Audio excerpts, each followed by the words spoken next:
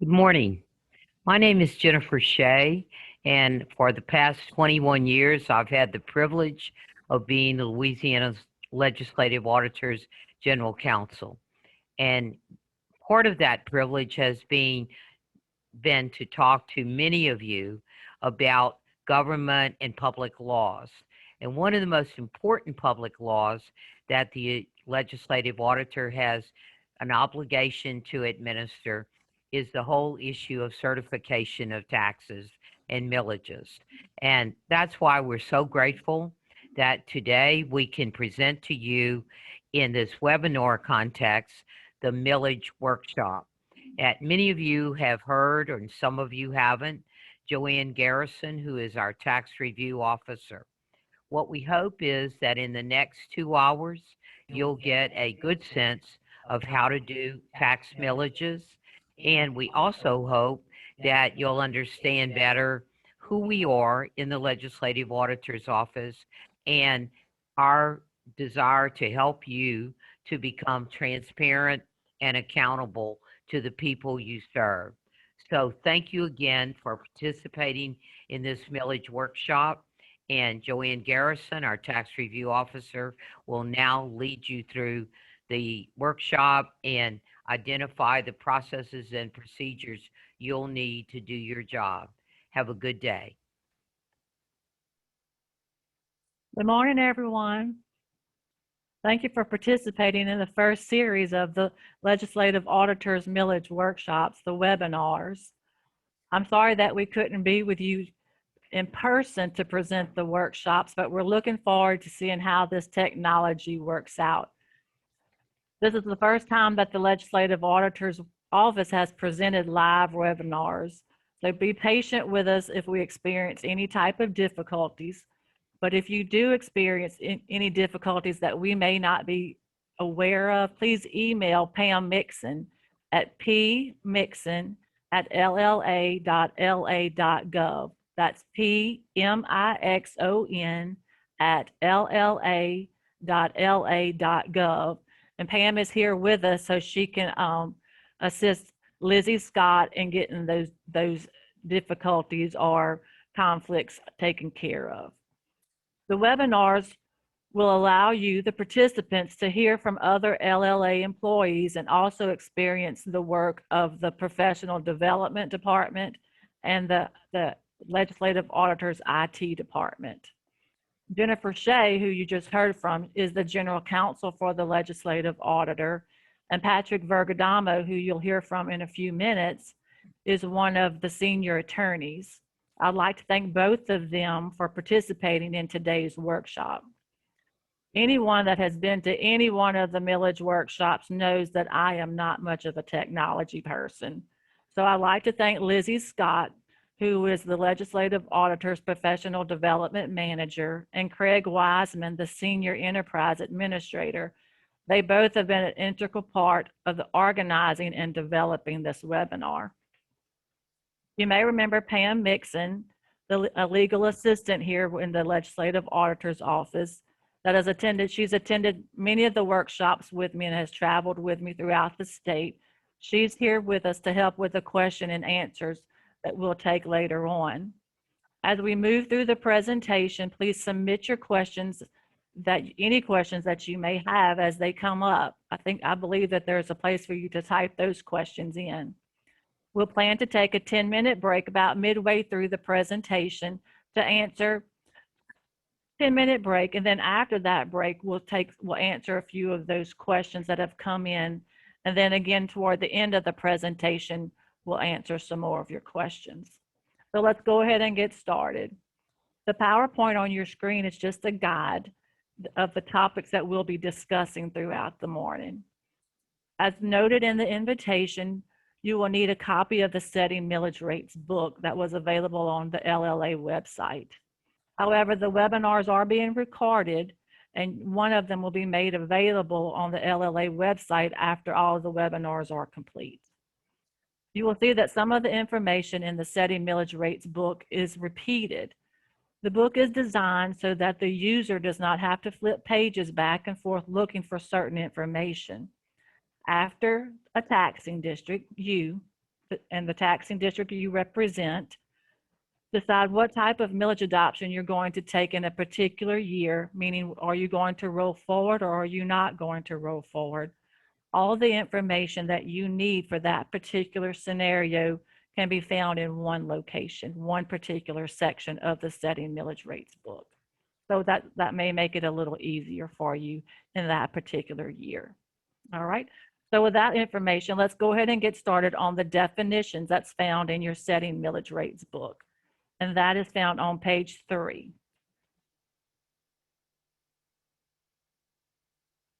The definitions.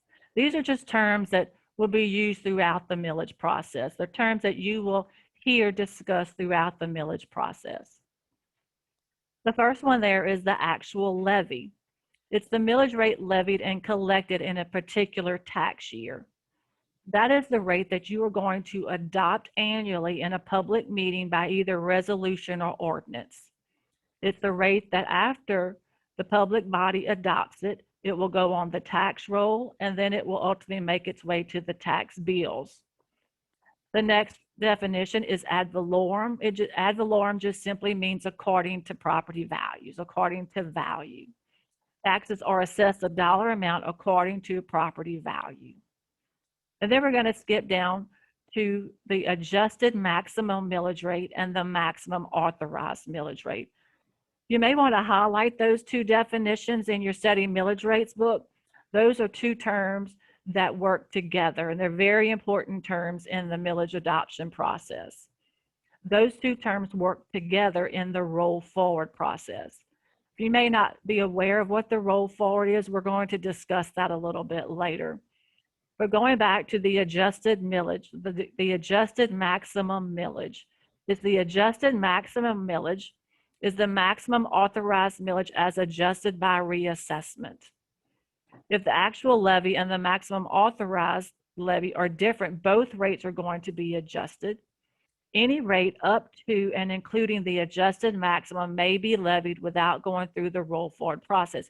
You may want to highlight that last little bullet, that last sentence. Any rate up to and including the adjusted maximum millage may be levied without going through the roll forward process. Now, this is when there is an increase in property values. When there is an increase in property value, you can levy any rate up to the adjusted maximum millage without rolling forward. The maximum authorized levy is the rate that may be levied after the millage rate approved by the voters before reassessment has occurred. So if you have a new or renewed tax in 2021, reassessment has not occurred on that tax. So you can just levy that tax. It has not gone through reassessment. It's also the millage rate as adjusted by reassessment if there is a decrease in property value. If there is a decrease in property value, it is not subject to the roll forward. And then that third bullet, the prior year's maximum after reassessment if there is an increase in property value. That term prior year's maximum is very important. You may want to underline that. The prior year's maximum will only be available until the next reassessment occurs. So that also is very important. You want to highlight that. The prior year's maximum, which we just learned is also known as the maximum authorized levy, will only be available until the next reassessment occurs. So you must roll forward prior to the next reassessment if you choose to maintain that maximum authorized levy. One little note here with these two terms, because of reassessment, the adjusted maximum millage rate will be the lower rate when there is an increase in property value.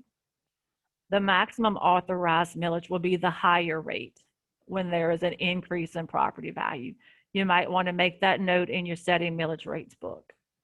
When there is an increase in property value, the lower rate will be the adjusted maximum millage. The higher rate, when there is an increase in property value, will be the maximum authorized millage.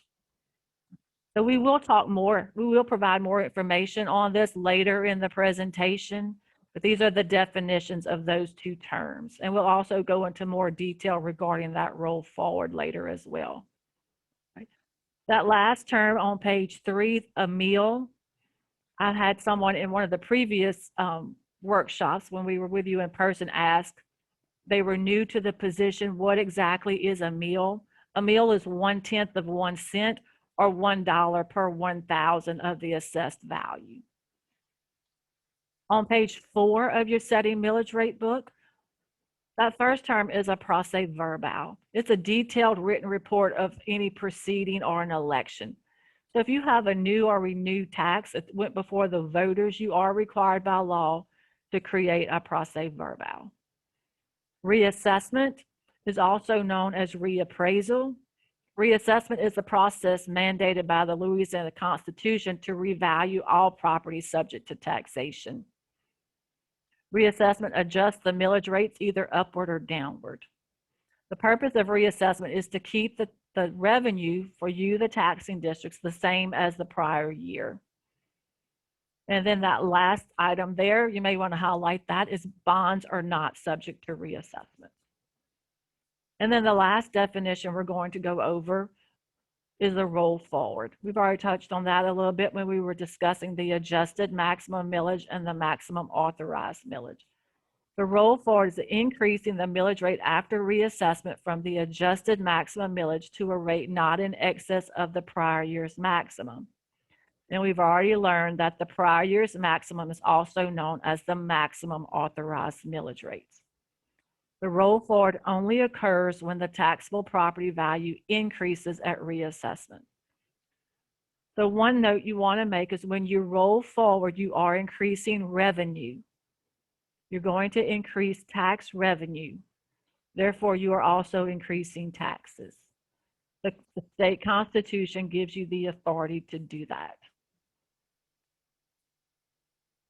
So the next section we're going to go over are the laws that apply to the millage adoption and the ad valorem tax process. We're now on page 5 of your setting millage rates book. Article 7, Section 18F of the state constitution mandates reassessment. That's the one that requires all properties subject to taxation to be reappraised and valued at least once every 4 years. So you might want to highlight or underline that term, at least once every 4 years. There are provisions that allow the tax commission to call it outside that 4-year window, and the assessors can call it. As of right now, we have not been notified that reassessment will be called in 2021, but it's always a good idea to check with your parish assessor to see if they've received word from the tax commission or if they plan to call it. So right now would be a good time to discuss reassessment with your parish assessor for 2021. Article 7, Section 23B mandates the adjustment of ad valorem taxes either upward or downward depending on property values. So while Article 7, Section 18F mandates the actual reappraisal of the property, Article 7, Section 23B mandates the adjustment of the millage rates based off of the adjustment of those property values. Article 7, Section 23C authorizes the increase in millage rates after reassessment, but not in excess of the prior year's maximum millage. So when a taxing payer may come to you saying, what gives you the authority to increase my taxes? It's going to be Article 7, Section 23C. That's what gives you the authority to roll forward. It authorizes the increase in millage rates after reassessment, but not in excess of the prior year's maximum millage, which we've already learned the prior year's maximum millage is also known as the maximum authorized millage rate. And then D states that reassessment does not apply to millage rates being levied for general obligation bonds. Revised Statute 47-1705A states that requires all tax recipient agencies of ad valorem taxes of every parish, excluding Orleans, to adopt an ordinance or resolution each year with a millage rate to be applied to the assessed value. It goes on to authorizing ordinances or resolutions are required to be furnished to the assessor and the legislative auditor no later than June 1st of each year and no later than September 1st for St. Charles Parish. So that's a lot of information in that one summary. So first of all, it says it excludes Orleans Parish, but if you look at revised statute 11, section 1481, that next statute that's listed, it has the same information, but it does not exclude Orleans Parish. So Orleans Parish is required to submit their resolutions or ordinances just like every other parish. They also have a June 1st deadline. And then it goes on to say the authorizing ordinances or resolutions. The Legislative Auditor's Office does not know what you're required to use. That's by your charter or your bylaw. So if you're required to use an ordinance, use an ordinance. But if not, if you use a resolution, that's fine as well. That's up to you as the taxing district to know what are the requirements of your taxing district, an ordinance or a resolution. And then it goes on to say you're required to furnish the assessor and the legislative auditor. We want you to submit your millage documents to the assessor, and then the assessor will forward them to us. There's no need to submit millage documents to both of us. Even though the statute says and, we want you to submit the documents to the assessor, and then the assessor will forward the millage documents to our office, to the legislative auditor. That way it keeps everyone in the loop as to what documents have been submitted. And then the statute does provide a June 1st deadline for every parish except St. Charles Parish. St. Charles Parish has a September 1st deadline. This year, since reassessment is not occurring, there really is no reason why you cannot meet that June 1st deadline. Now, there are provisions that allow the assessor to waive June 1st, but that's, again, when communication with the assessor is key. You need to contact the assessor's office to find out when their deadline is. St. Charles Parish, the same thing. There's no reason why you cannot meet the September 1st deadline, but again, you would need to contact the assessor's office if you feel like that's not a deadline that is reasonable and you cannot meet. Skipping down to revised statute 47-1705B. This is the statute that provides all the requirements for rolling forward. It authorizes increases in millage rates after reassessment to millage rates not exceeding the prior year's maximum and sets forth additional notice requirements. As you'll see later on in the presentation, when you roll forward, there are a lot more notice requirements that are required to increase to the prior year's maximum. And we're going to outline those later on in the presentation. Revised statute 47-1705.1B.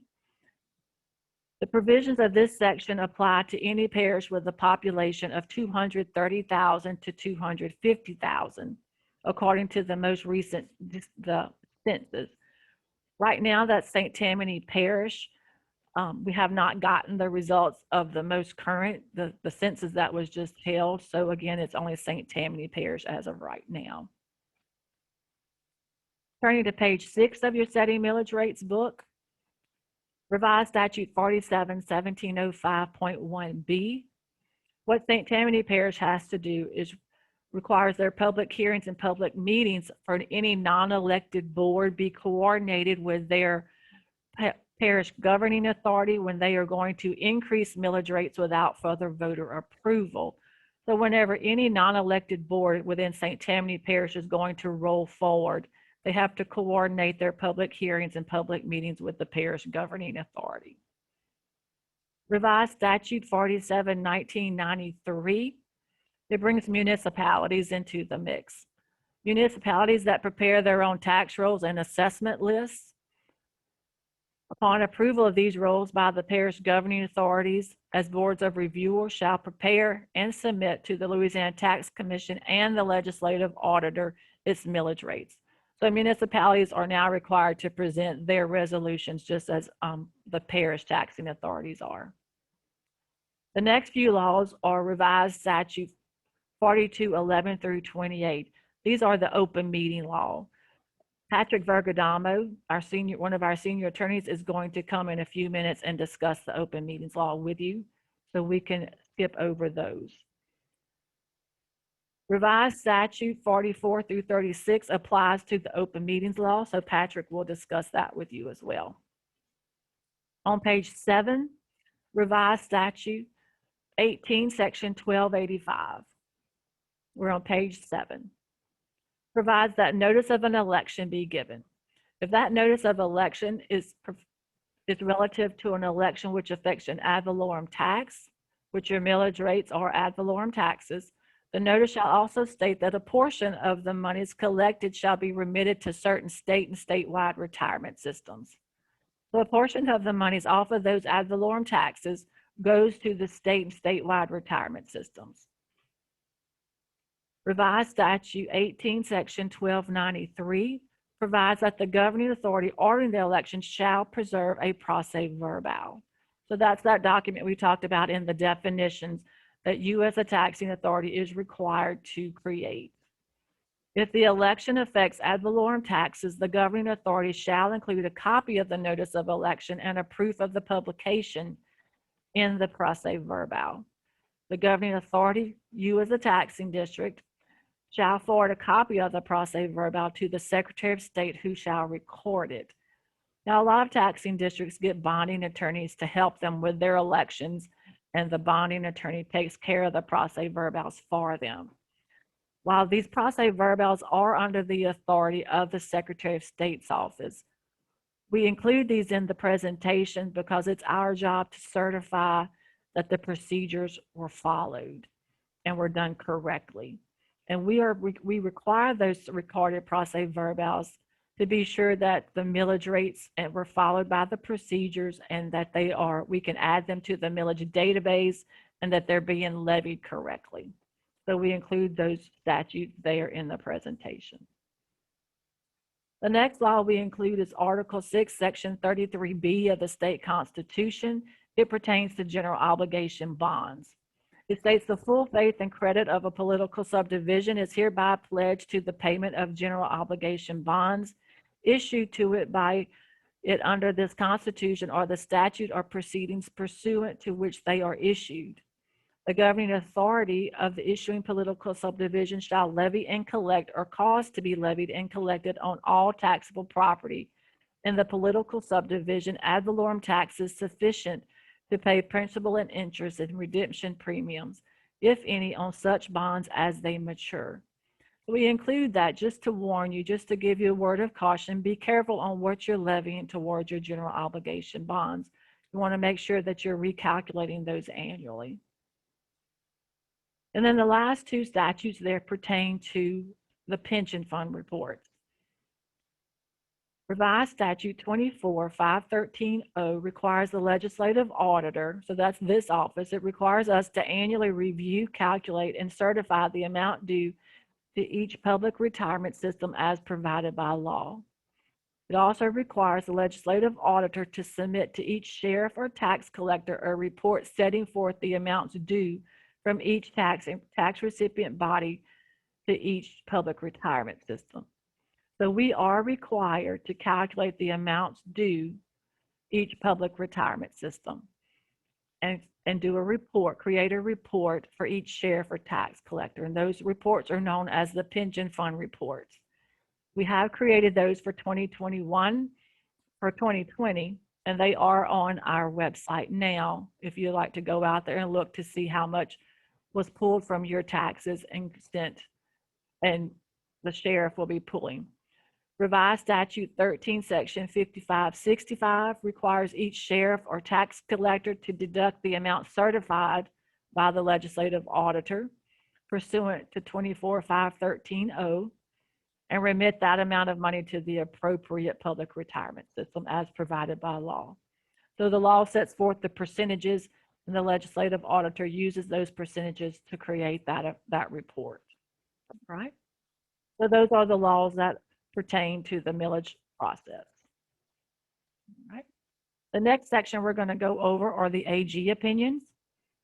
It's on page 8 of your setting millage rates book. Excuse me. Now there are numerous AG opinions that are available on the AG's website that affect ad valorem taxes or the millage adoption process. On the bottom of your screen, you see the AG's website. You might want to jot that down if you are doing some research on a topic that comes up within your taxing district. But these are just a few that we feel like are important that we include in the presentation. AG opinion number 89-526 states reassessment can be done in any year to compensate for decreases in assessed value of public service or personal property. So this is an AG opinion that gives the assessor the authority to call reassessment if they feel that there is a decrease within the parish, a decrease in property values within the parish, a decrease due to public service or personal property. The assessor has the authority to call reassessment. AG opinion number 06-0107 states that reassessment cannot be done to compensate for value loss in real estate due to the transfer of property to the exempt tax roll. This goes on to say that the tax recipient bodies can roll forward if they have not done so already. Now, this AG opinion came about, if I remember correctly, this AG opinion came about from in 2006. The assessor at the time in Ouachita Parish called for this AG opinion because there was a large property, a large company being asking to be transferred to the exempt tax roll.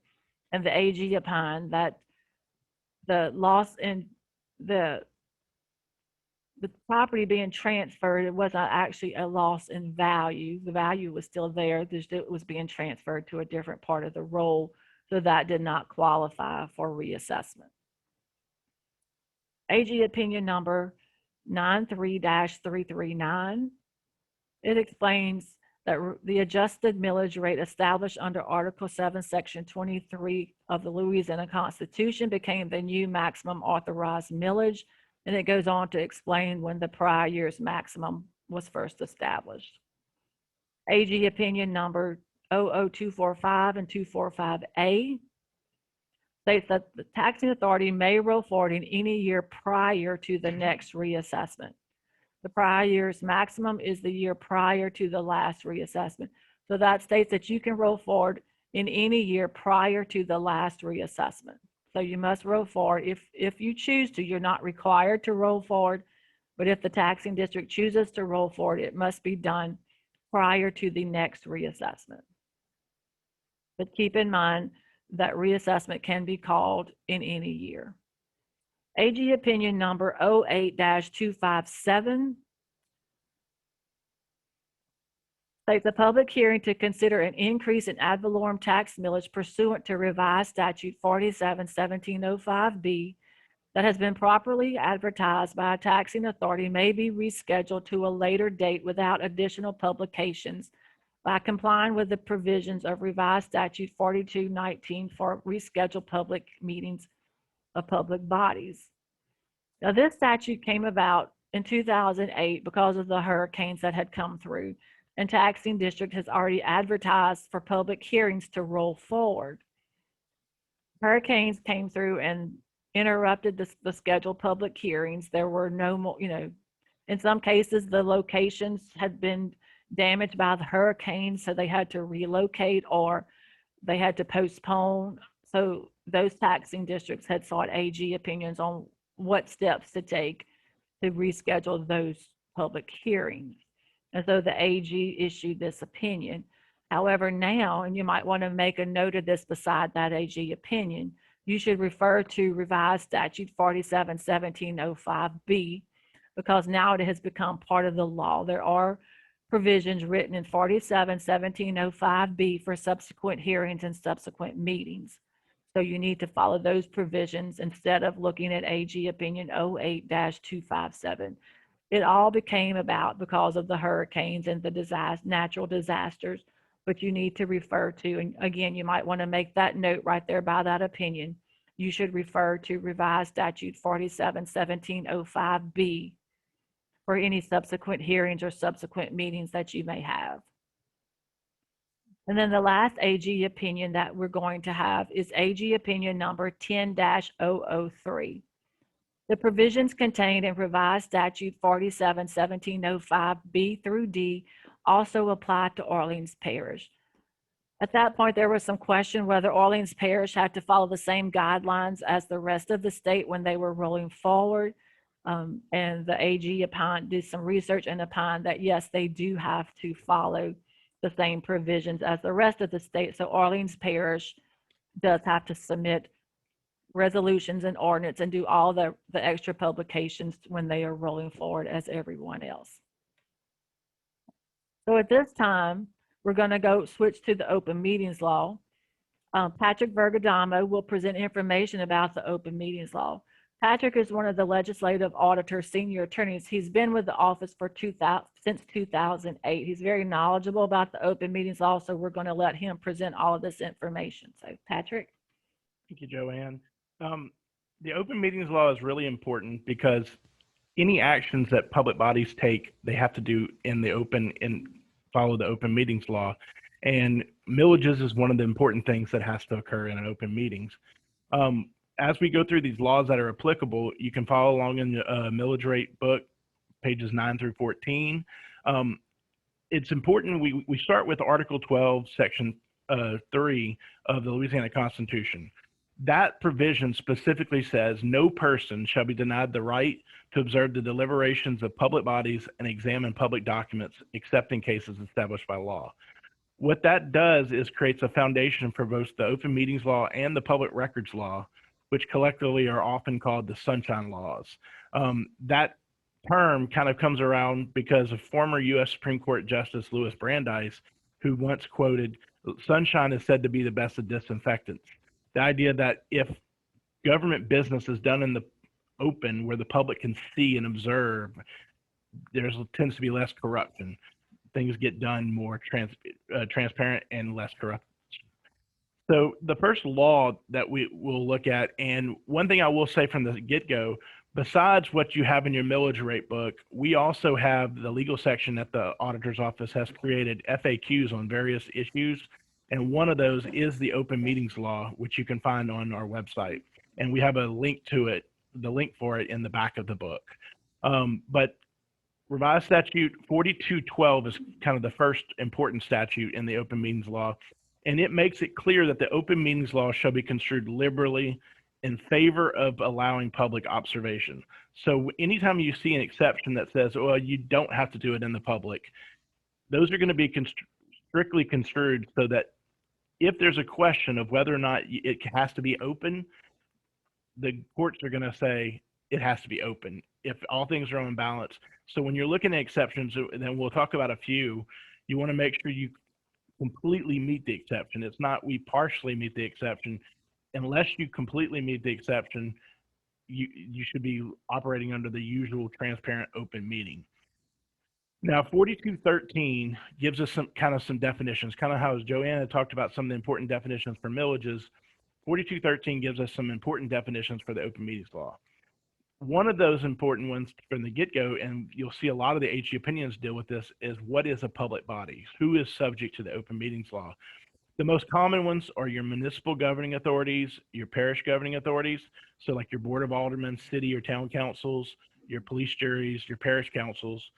School boards are specifically mentioned, levy boards and port commissioner boards, as well as boards of special districts, commissions, and authorities, so your drainage districts, your fire protection districts, taxing districts in general. Now, one thing that is often missed on this is it also includes any committees or subcommittees of these bodies. So if a formal committee or even an informal one is created to kind of carry out functions of the board, that committee itself is also subject to all of these rules that the board is subject to when it wants to meet. You'll notice most of this is on the board side. So if you have cities or parish governments, that executive side meetings between like direct departments and stuff are not part of this. Now, meetings is one of the other big important ones you have to understand, because you have to know if you're a public body and when is it considered a meeting that we have to follow all the rules. Well, essentially you can look at it as this. It's a gathering of a quorum, and we'll talk about that in a second, of the public body to deliberate or act on matters in which they have supervision, control, jurisdiction, or advisory powers, or to receive information. So it's not just when you're voting and taking action, but it can be a wholly informational meeting where someone is presenting stuff to the board about a matter that they have jurisdiction, control, or advisory power. Now, it does not include chance meetings or social gatherings where no voter action is taken. Example of that would be you meet at one of the local festivals. If you just happen to all be at the same place, or there's a community event and you're all there, that is not going to be considered a gathering of the quorum. Obviously, you still don't want to talk about public business there. Don't be that person. Enjoy the social gathering. But a quorum, and this is one that confuses some people, is a simple majority of the total membership of the body. For example, if you have three members would constitute a quorum on a 5-member board. And it's important to understand that it's not really 50% one, it's a simple majority. But you should always look and work with your legal counsel to look at the statutes that create your specific body. So there are circumstances, especially when it comes to commissions, where the law that creates the body may actually create a specific definition of a quorum that's either higher or lower. In cases of some broad regional commissions, it may be like a 40% constitutes a quorum. And then the other big thing to understand with quorum is that vacant positions are counted in determining your quorum. So that 5-member board, if it has 2 vacancies, all 3 of the remaining members have to be present to have a quorum, because those vacant positions still count towards determining what is the simple majority of the body. Now, walking quorums are a thing you need to avoid, and this kind of comes back to the idea of the informal gatherings. If board members are talking to each other outside of the board settings, especially nowadays with email and text, if you're constructively meeting so that, say, council member A meets with council member B, talks about the issues, then council member A goes talks to council member C or forwards that email and says, hey, this is what we said, are you in? Well, by the end of the chain, if everyone, or at least a quorum of the body, has gotten involved in those discussions, you've essentially engaged in what the AG calls a walking quorum, which is improper, illegal.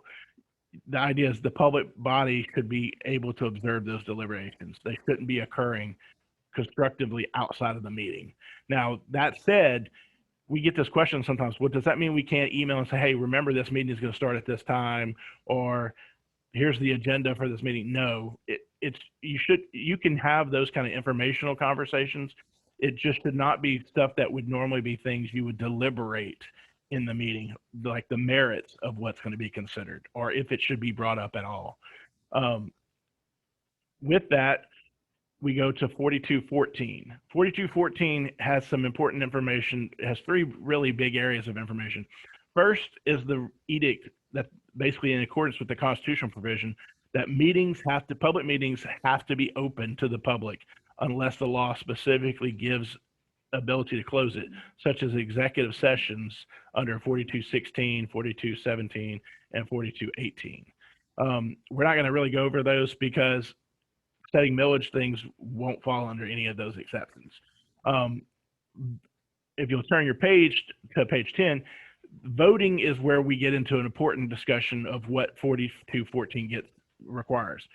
Ordinarily, in an open meeting, the members of the body have to be physically present to vote, and that what they call viva voce, that you have to be physically present and cast your votes orally or using electronically a machine, the AG has said, that displays who and how they voted.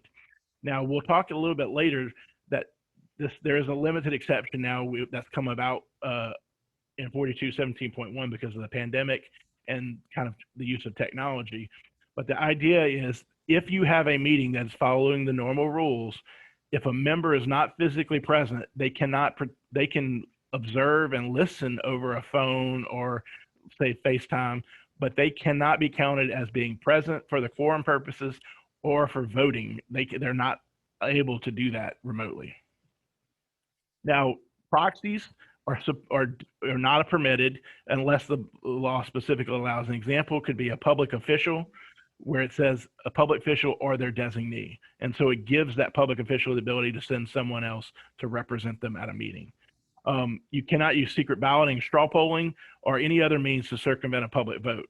And note, the AG has specifically cautioned against members of a public body using text or electronic communications during a meeting to avoid deliberation, whether it's talking amongst themselves about stuff they don't want to say publicly, or with someone outside the meeting on how to interact and do things on the merits.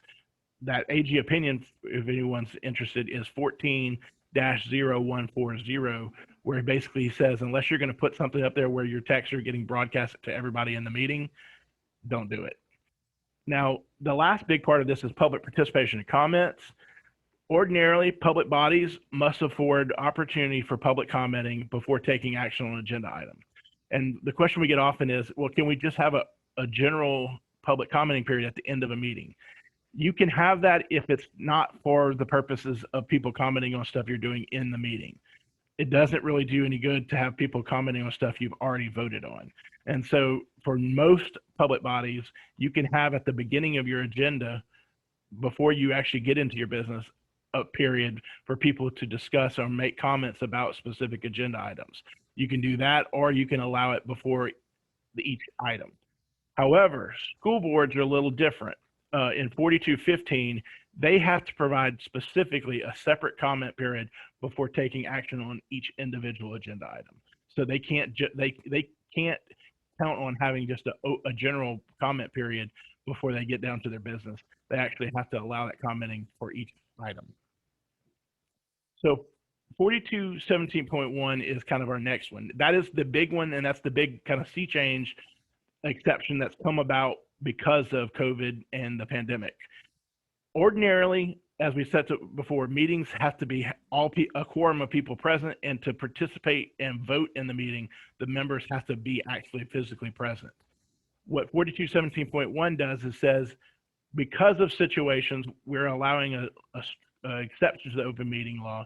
And again, remember, because it's an exception, it has to be strictly construed, and it means you have to meet all of the requirements in order to use the exception. So what 4217.1 allows, it authorizes public entities to meet virtually through video or telephone conferences when there are certain circumstances during disasters and emergencies declared by the governor. And so to understand, again, that for this exception, all of the following things have to be true in order to use that exception. So the first and foremost is the governor has to declare a state of emergency or disaster involving the geographic area within the jurisdiction of the entity. So if there's a hurricane declaration for, say, your parishes, or as we just saw with the ice storm, if there was a situation where your parishes were within a declared disaster. In the case of COVID, it's a statewide declaration, so everyone's covered under that declaration. The next issue is, not only does there have to be a declaration, the nature of that emergency or disaster has to be one such that if you were to have to meet under normal rules, which means a quorum of your body meeting in person would be detrimental to health, safety, or welfare of the public, that's a requirement. So if for some reason your 3 people of that 5-member board can get together in a room, then you can't use this exception. The presiding officer of the body also has to certify, and I'd ask you to underline that word, certify, on the notice of the meeting of the agenda item is limited to one of the following things. So not only does it have to be a disaster, the disaster has to be one that keeps you from meeting under normal rules, and the things you consider have to be one of these limited things. I will say, Joanne will mention a little more about this certification, and if you want some more information about that certification in our open meetings FAQ, you can find that at question 26. But essentially the law lays out 4 different types of scenarios of agenda items that can be considered under this exception.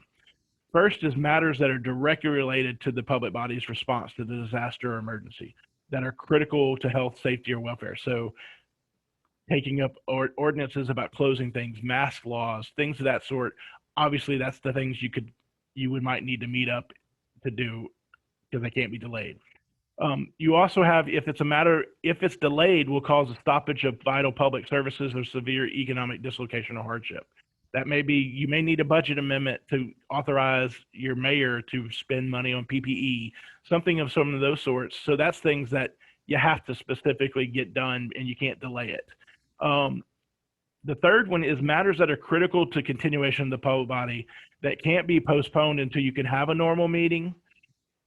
because of legal requirements that can't be postponed. So if there's a federal law that says you have to submit this by a date, or there is a state law that says you have to complete something by a certain date, obviously you can't wait because of that law to have a regular meeting at later. So those are the type of agenda items you can consider.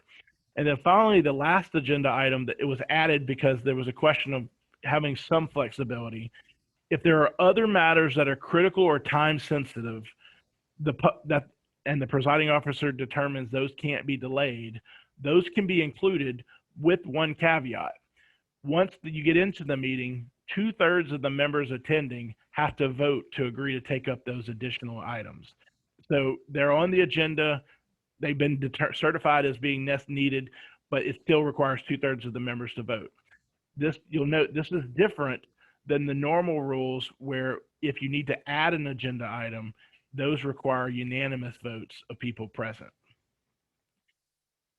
The biggest thing to take away from this, if you can have a quorum of your body physically meet, this exception does not appear to apply at all. Now, if you meet these requirements and you have one, there are some special rules for these meetings. The public body, no later than 24 hours before the meeting, excluding weekends and holidays, has to provide a notice and agenda with detailed information on how members of the public can participate and submit comments regarding agenda items.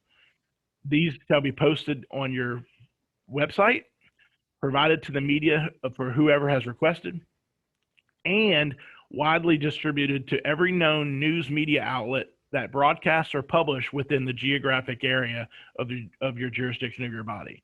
So if all your radio and news stations and newspapers need to receive information of this meeting, as well as the public entity has to make sure that there's a mechanism to receive public comment electronically, both prior to and during the meeting. So you can't simply say, please submit all your comments before the meeting.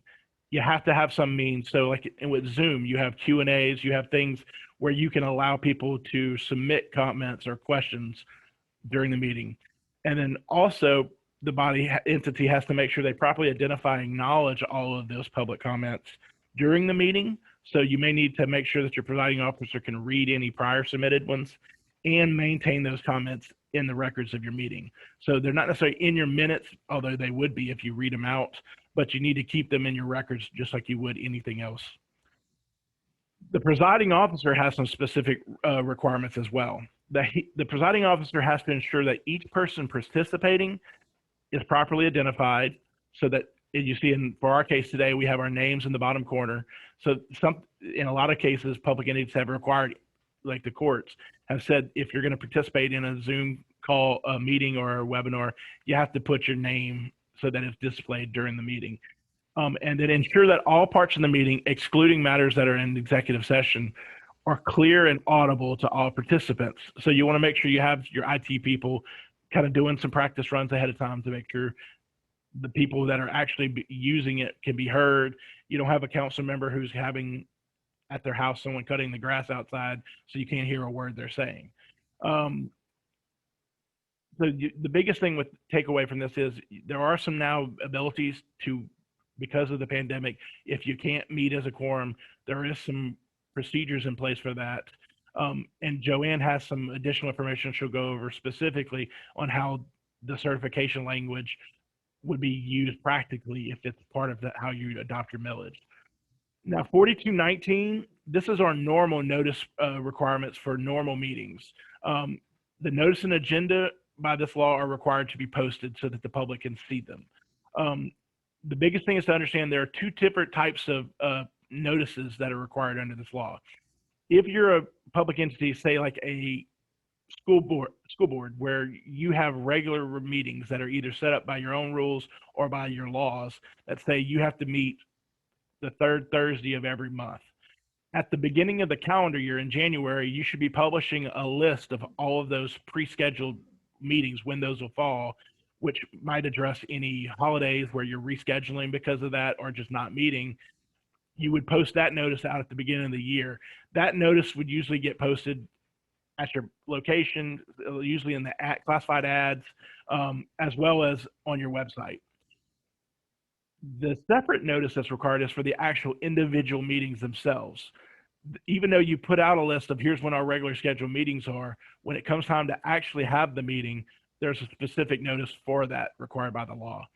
The key is that written public notice of these meetings has to be published at least 24 hours, again, exclusive of holidays and weekends before the meeting.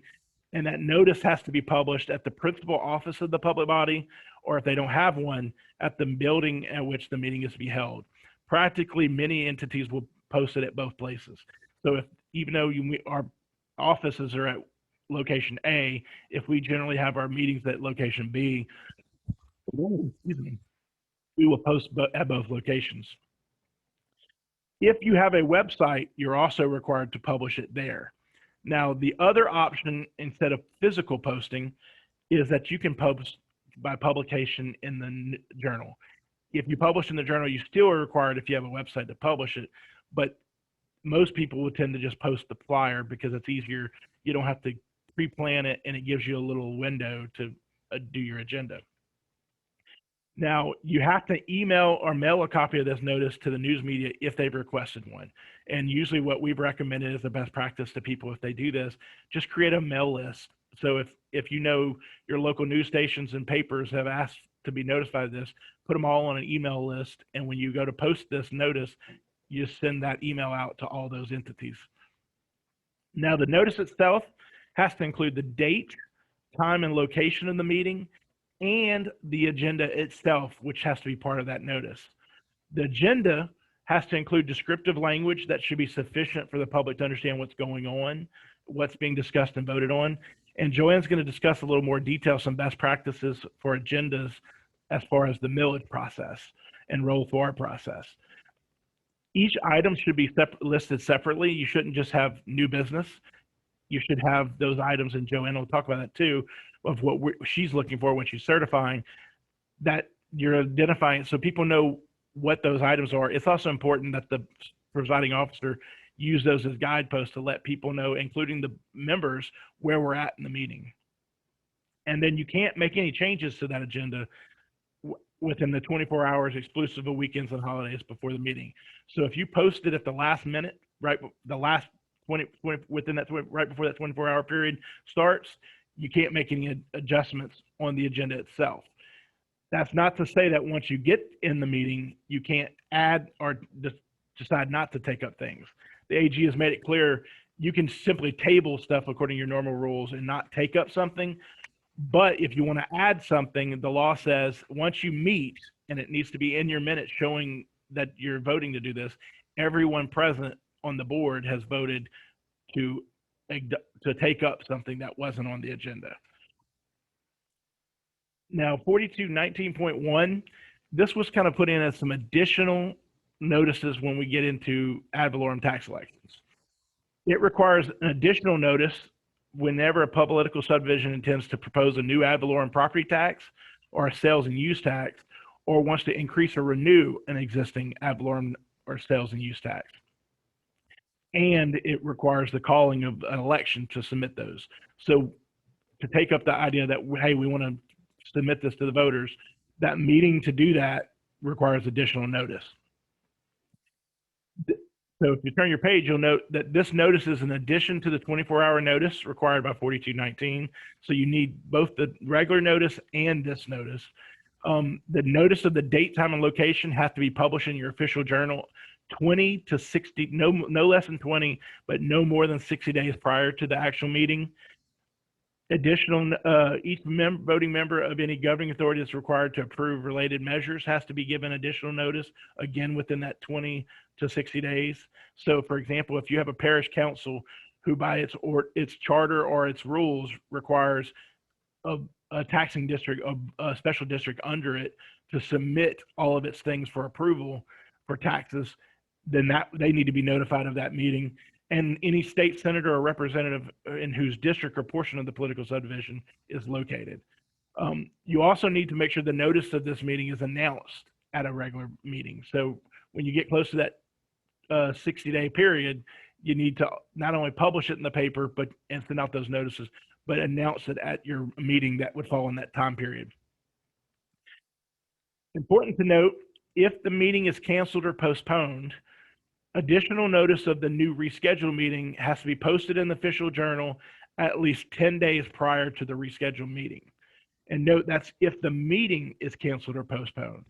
If the meeting occurs, but you don't take consideration on the agenda item or take action on it, and you postpone that, you have to start the whole clock over again and have 20 to 60-day notice before you take up that matter at a new meeting.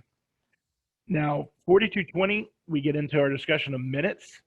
The law requires that written minutes of all open meetings have to be kept. They are a public record, and they must be made available to the public within a reasonable time after the meeting, except as otherwise provided by law. So understand, these are not a verbatim transcript. They're just sufficient description to the reader as to what matters were considered, the outcome of votes, and identify all legal procedures that were complied with in taking up the matters. The minutes shall include the date, time, and location of the meeting. That should be identified in your minutes. What members were present or absent, what matters were decided, and if a member requests a record by individual member of any votes taken. So if a member of the body says, I'd like it to document the votes on this matter, then the minute should reflect the individual votes of each individual person, not just a 3-2, 4-2, whatever that may be. Any other information that the public body requests be included and reflected in the minutes also should be put into the minutes. Now, it's important to understand that the open meetings law requires you to put minutes on your website, but the publication requirements for minutes is actually found in a different set of law. For municipalities, parish governing authorities, and school boards, 43144 specifically requires that these entities publish their minutes in their official journal in accordance with 43143 within 20 days of the meeting. So it's a law, and it requires that those minutes be put into your journal. For all other public bodies, such as special districts, 43171 it doesn't provide a deadline, but it does require that you publish your minutes in your official journal. With no specific deadline given, it should still be done within a reasonable time. Obviously, if school boards, parishes, and municipalities are required to do it within 20 days, if you do it within 20 days, that's clearly going to be reasonable. And again, if you have a website, whether you're a parish, city, school board, or a special district, you have to publish those within 10 days from publishing them in your journal on your website, and keep them for at least the 3 previous months on your website. Now, if you turn your page to last page of our thing, 4223 basically mandates that the recording of meetings, except for closed portions, may be video or tape recorded, filmed, or broadcast live. And the idea is this is a right of the public or the press to film or record the meeting. Now, the public entity can establish standards. Excuse me. For example, in EBR, the school board here actually provides with the local news to broadcast the event. And those public entities often may say, if you're going to set up equipment or the type of equipment you can set up because of space issues, you have to set up stuff here, or we see it in some cases with press conferences, you need to place the recorders or something, put them up on the dais. And so, but you can't block the view of the public attending. Now, non-elected boards and commissions that have authority to tax, they are required by law to video or record, film, or broadcast their live proceedings. Now, an exception was put into law in 33:9099.2. It exempts the governing authorities of crime prevention and security districts, improvement districts, and other districts that are created under Chapter 29 of Title 33 from having to broadcast or record those proceedings. Now, the final thing is what happens when you have violations of these meetings is that any action that's taken in an open meeting may be voidable if legal action is commenced within 60 days of the action. So if someone recognizes something was done incorrectly, they have 60 days to take legal action. If there is action taken and a violation is found, There can be civil penalties up to $500 per violation for willful violation of the open meetings law as personal liability of the violator.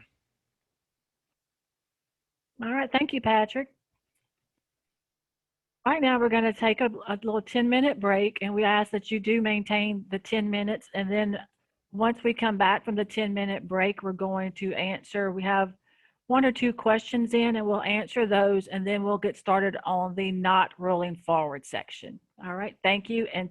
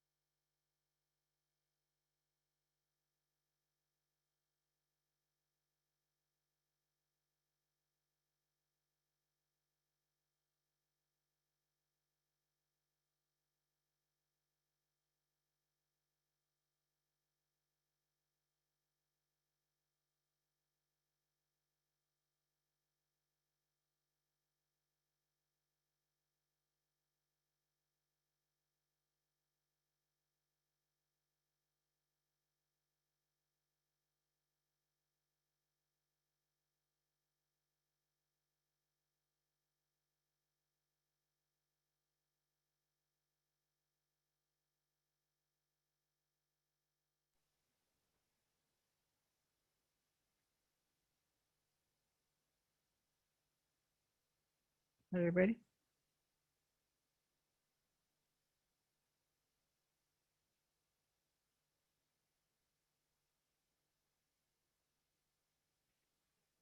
All right, welcome back.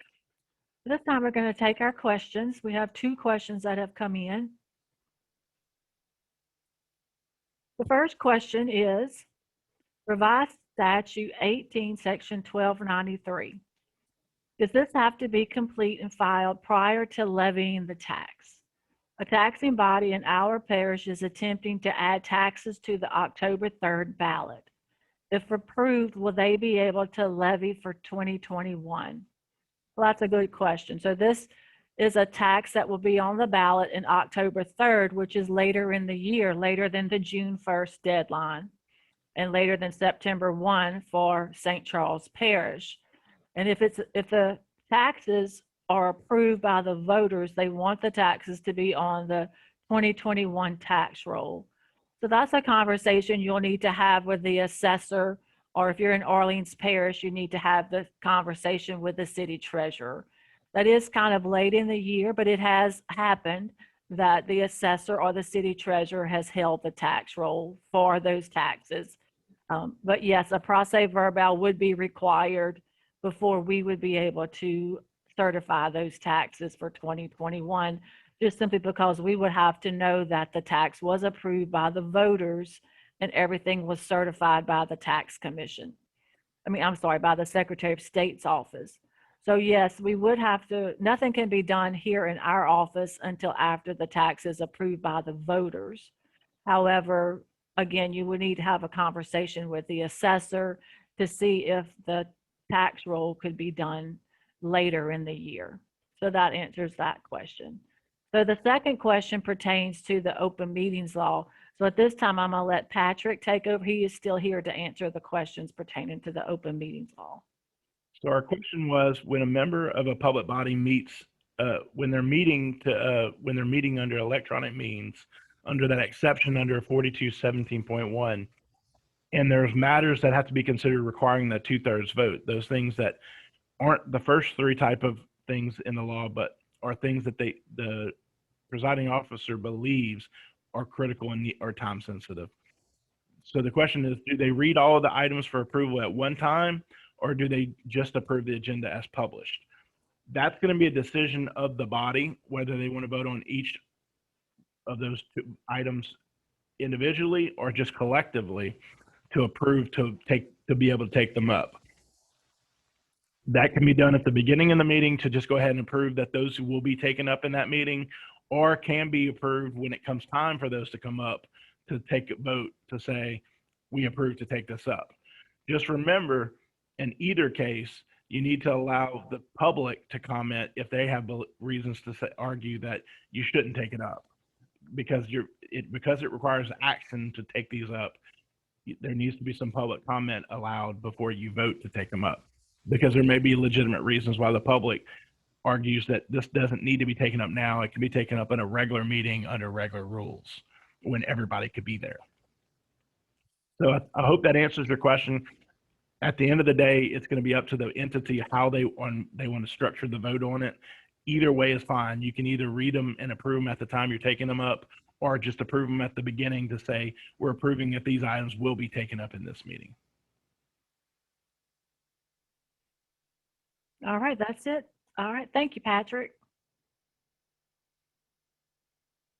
Okay, at this time, we're going to get back to the setting millage rates book. We're going to start on the notice requirements when not rolling forward. That's on page 15. All right. So the notice requirements when you're not rolling forward. When you're not rolling forward, that means you can levy anything up to the adjusted maximum millage when there is an increase in property values. If you have a new or renewed tax that has not gone through reassessment, if the only tax you have is a general obligation bond, because remember we said those are not subject to reassessment, or if there was a decrease in property value, those are not subject to rolling forward. So when you're not rolling forward, the only laws that are applicable is the open meetings law. The notice requirements which you're going to follow when you are not rolling forward Now remember, as Patrick said, the requirements of revised statute 4217.1 are still applicable if you are going to conduct your public meeting via electronic means. So if there is a declaration by the governor of some type of disaster, for example, right now we're under COVID, the declaration of COVID. So the whole state is under that declaration. So if you are holding public meetings via electronic means, and you would have to follow the requirements of 4217.1. But again, the applicable laws are 42 are the open meetings laws. So anyone is going to give written notice no less than 24 hours before the public meeting, but keep in mind the open meetings law excludes Saturdays, Sundays, and legal holidays, okay? All public bodies shall give written public notice of any regular, scheduled, or rescheduled meeting no less than 24 hours before the meeting. The presiding officer, again, as part of 4217.1, you have to certify if the public meeting is being held by electronic means, and you have to attach the certification to all notices and agendas as required by 4217.1. I'm going to show you a sample of the certification that's on question 21 of the Open Meetings Law FAQs that are provided on the Legislative Auditor's website. Every meeting of any public body shall be open to the public, as Patrick gave you that information before the break. Again, all votes by the members of the public body shall be by voice and entered into the minutes of your public meeting. You're prohibited from utilizing any manner of proxy voting. Remember that public bodies shall allow a public comment period prior to any point in the public meeting, prior to any action or vote on an agenda item upon which a vote is to be taken. Like, as the governing body, you may adopt reasonable rules and restrictions regarding the comment period. The legislative auditor does not know what your reasonable rules and restrictions are. That's up to you as the governing body to adopt those, to have those documented somewhere in your office so that the public will know what your reasonable rules and restrictions are. As a public body, you may take any action on an item. Before the public body may take any action on the item, the presiding officer or his designee shall read aloud a description of that item. So those are two important things in every public meeting that you are required to do. You're required to take a public comment, and the presiding officer is required to read aloud the description of the item. So again, the notice requirements. Again, if you're going to hold a meeting under the governor's declaration, you're going to hold a public meeting by electronic means, you're required to meet the requirements of 4217.1. For every public meeting you have, you're required to give public notice no less than 24 hours, excluding Saturdays, Sundays, and legal holidays. Your written notice shall include your full and complete meeting agenda. That agenda shall not be changed less than 24 hours prior to your public meeting. And each agenda item must be listed separately and include a reasonable description of that item, of what's being taken up. On page 16 of your Setting Millage Rates book, your agenda, your notice shall include the date, time, and place of your public meeting. And again, remember, it must be your full meeting agenda. Your notice of public meeting may be posted or published. That's up to you as the taxing district to make that decision. Again, it may be posted or published. Keep in mind, if you're going to publish it, it has to be in the paper no less than 24 hours before your public meeting, excluding Saturdays, Sundays, and legal holidays. But the newspaper still has a publication deadline. So you can't take it to the newspaper within 24 hours. You have to meet the publication deadline so that it will actually be published no less than 24 hours, excluding Saturdays, Sundays, and legal holidays. As Patrick said, most taxing districts just post their full meeting agenda. But in addition to that, you're still required to post the notice on your internet website if you have one, regardless if you post it or publish your full meeting agenda. Additional agenda requirements that you must do during the meeting, again, just as a reminder, the presiding officer must read aloud a description of the action being taken. A public comment period must be allowed at any point in the meeting prior to any action taken upon a vote. And if you're a school board, if you are working with a school board, you should refer to the open meetings law for those specific requirements. School boards are required to stop immediately before every item and allow that public comment period. I think a lot of taxing districts follow the same method as the school board, and others allow their public comment period at the very beginning of the meeting. But the main point thing here is that it's prior to any action, any item upon a vote, which a vote is to be taken. So we're still seeing public comment periods on the end of an agenda item, on the end of an agenda. You want to make sure that your public comment is before any action being taken upon an item. That's very important on any agenda, not just your millage rates. And then again, the taxing district may adopt reasonable rules and restrictions. We're still on page 16 under general notice requirements. You want to be sure that your agenda is clear as to what the public body is doing in the public meeting. Action verbs are required for your millage adoption. For some reason in 2020, this was an issue. It had kind of cleared up there for a while, but in 2020, we saw this a great deal. You want to be sure that you are taking action on your millage rates. You're going to adopt your millage rates or levy your millage rates. Consider, the word consider does not take action. The word discuss just means they're going to be talked about. If your charter or your bylaws require that your taxing district include that word consider, you need to follow up with some type of action. Consider and adopt, or discuss and levy. It can even be two different agenda items, but somewhere on your agenda, you must take action, adopt millage rates, levy millage rates. There must be some type of action so that the public is fully aware of what is actually happening to those millage rates. If your agenda uses category headings, such as old business or new business, if you have old business, by all means, you want to list those there, list them under old business and include that very clearly, but don't just put old business and then leave it blank. If you do not have old business, I would suggest that you remove that or include the word none. You want to be sure that your millage adoption is taking place in a public meeting. Millage adoption should always take place in a public meeting. On your notice, which is your full meeting agenda, you must include the date and time that it was actually posted to provide evidence that it met the requirements of no less than 24 hours. If you do choose to publish your agenda, we require that you send us a copy of that full tear sheet. We want you to go to the paper and actually send us a copy of the tear sheet.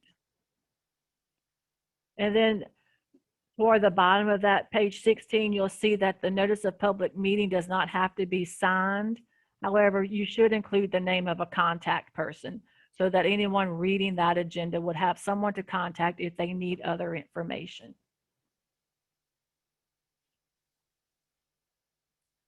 So if you're not rolling forward, again, all you have to do is meet the requirements of the open meetings law. The documents you're going to turn in when you're not rolling forward, we're asked that you, again, submit these to the assessor, and the assessor will forward them to the legislative auditor. That way it keeps everybody in the loop of what documents have been submitted and when. The documents you're going to submit is the notice of public meeting, which includes the full meeting agenda. Whether it be posted or published, you're going to submit that notice of public meeting. You're going to submit the certification required by revised statute 4217.1 if you held your public meeting by electronic means. And I'm going to show you a sample of that certification. You're going to submit one resolution or ordinance. Again, if you are required to use an ordinance, that's fine with the legislative auditor, but if not, you can submit a resolution. You're going to submit an affidavit and a notary data sheet. The requirements for the resolution or ordinance, again, it's only one. It requires a simple majority vote of the members present. But keep in mind, you have to have a quorum to even hold a meeting. Excuse me. Your resolution or ordinance must be signed by an authorized person. The legislative auditor, we don't know who your authorized signers are. So you want to be sure that you're checking to make sure that you are documented somewhere as an authorized signer. Your resolution or ordinance must show the date of adoption, and the adoption must correspond with the notice of public meeting date. Just be careful whenever you're typing up these resolutions or ordinances that you're checking, and that checking the dates as you go along, that your dates are all corresponding. The resolution or ordinances must reflect a complete vote count, yays, nays, absent, and abstained. Even if the vote is 0, you want to include a 0 there. You want to make sure every voting option is complete. The legislative auditor, we don't know how many seats make up a board. So by you completing that vote count, we will know that every vote has been accounted for. And then your resolutions or ordinance must include a specific millage rate. In the past, we've gotten them where the millage rate was just left off. It was omitted, which of course was a typo, but that's not something that we can complete for you.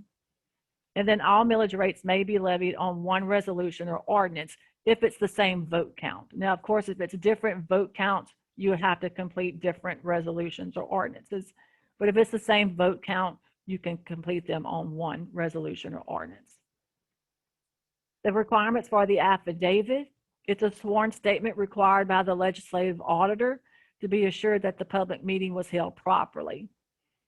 The affiant is attesting that all the notice requirements prescribed by the open meetings law have been met. And the blanks to be completed on the affidavit are describing the public meeting was held in the compliance with the open meetings law. So the blanks on the affidavit should correspond with the information on your agenda, on the public notice. The affiant is attesting that the required notices are attached. So if you are the affiant signing the affidavit, you want to make sure that all the documents are in order. You want to be sure before you sign it that all the documents and the open meetings law was met. It's usually the clerk or the authorized signer or an authorized signer that's signing that affidavit. The name of the affiant must be set forth on the affidavit. Of course, the affiant's signature is required, and as the affiant, you must sign the affidavit in the presence of the notary. We have gotten them in the past where the affidavits were notarized, but the affiant had not signed it. So it's very important that the affiant is signing these affidavits in the presence of the notary. And then under revised statute 3512, the notary is required to type, print, or stamp his or her name as commissioned with the Secretary of State's office. Since you're going to have these affidavits notarized, you want to go to the Secretary of State's website, and you can find that site in your setting millage rates book on page 18, and confirm that the notary is in good standing with the Secretary of State's office. You're going to confirm all of that information, that they typed, printed, or stamped their name as commissioned, that their notary ID number or bar roll number is correct, and you're going to make sure that their status is active. Sometimes we get them and there's no notary data sheet, and their status may be suspended, and then they'll have to redo the affidavit. So you want to be sure that you are getting a notary that is in good standing with the Secretary of State's office. And then you might as well just print that document out and attach it to your millage documents. So when we get the millage documents, we won't have to go and check it again. We'll just go with the data sheet that you submit with your millage documents. Okay. So the next slide is not in your setting millage rates book. So if you'll just look at your screen right now, this is a sample of the certification that's required by revised statute 4217.1. It is available on our website under the question 26 of the legal sections FAQs for open meetings law. I think it's question 26. Again, this is sample language that a public entity may use for this written certification. If you are going to hold an electronic meeting, if an emergency declaration has been called, it's only if an emergency declaration has been called by the governor. You can hold an electronic meeting. In addition to posting your agenda, your notice, you still have to do that. This certification has to be posted at the same time. So you would have you would post your agenda, your notice, same as you always have, given date, time, place. The place would be electronic meeting. You would tell the public how they can comment, and then you would also post this certification. It's required by 4217.1. This is a sample document of a notice of public meeting when you're not rolling forward. Again, all of these are available on our website. All of these sample documents are available on our website. It gives notice of posted to provide evidence when you posted this. It gives date, time, place of your public meeting, and it gives a place for you for your agenda. These documents are out there in Word form and as a PDF, so you can go out there and adjust them to fit the needs of your public meeting. This is a sample of a resolution when you're not rolling forward. You can see in the middle it has yeas, nays, absent, and abstained. You would complete every vote count, even if it's 0. And this is the legislative auditor's affidavit. Now, this is a required document. You are required to use our affidavit because it includes all of the information that's required under the open meetings law. Again, it's out there in Word form, so you can just go out there and fill in the blanks to correspond with your public meeting. Now, the next slide is just an example of a meeting that was held in person of not rolling forward. The notice was posted on July the 20th at 9 a.m. for a public meeting held Thursday, July the 23rd at 9 a.m. at the Natchitoches Parish Sheriff's Office. You can see under old business, they included none. Under new business, item number 2, adopt the millage rates for 2020. And then they included the sheriff's name. He signed it. It wasn't required, but it was fine. But the main thing was they included his name and contact information. The next slide is a resolution. They listed the different millage rates and the taxes that they have there. Under the vote count, they had yays 1, and then they put zeros under nays, abstained, and absent. Now, this is a sheriff, so we know it's a one-man office, but school boards, police juries, drainage districts, they're multiple member boards, so you would list them accordingly. And this is the required affidavit. And this affidavit, the information on this corresponds with the information on the public notice. And this is the notary data sheet. And this notary, you can see we checked the notary ID number, and this was an active notary. So they were in good standing with the Secretary of State's office. This next slide is an example of an electronic public meeting. This is the notice of public meeting that was held by the City of Ville Platte. They posted this agenda, this public notice, and you can see toward the top, they told the public how they were going to meet and how the public would be allowed to make public comments. You want to make sure that the public knows how they can make public comments. And then under agenda items, number 1, adopt millage rates 2020 property taxes to be adopted. The next slide is their certification. So they posted the agenda and the certification at the same time. The next slide is their resolution. And you can see their vote count. Now they listed each councilman's name. That's up to you if you want to list the votes by name or by numbers, as long as it's clear where the majority is. And then this is their affidavit. And here is their notary data sheet. So again, when you're not rolling forward, you just have to follow the open meetings law. But just be careful if you do plan to have an electronic meeting while we're under the COVID declaration or any other declaration, that disaster declaration declared by the governor. All right, so we're going to move on to the requirements for rolling forward. When you're rolling forward, it only occurs when there is an increase in property values. A roll forward only occurs when there is an increase in property value and the values adjust the millagers downward. So when there is when reassessment occurs, it adjusts the millage rates downward to bring in the same dollars as the prior year. So an increase in property values will adjust the millage rates downward to bring in the same revenues as the prior year. And then the taxing district decides they want to roll up to the prior year's maximum, which we learned earlier is the maximum authorized millage rate, to increase revenue, to get more dollars.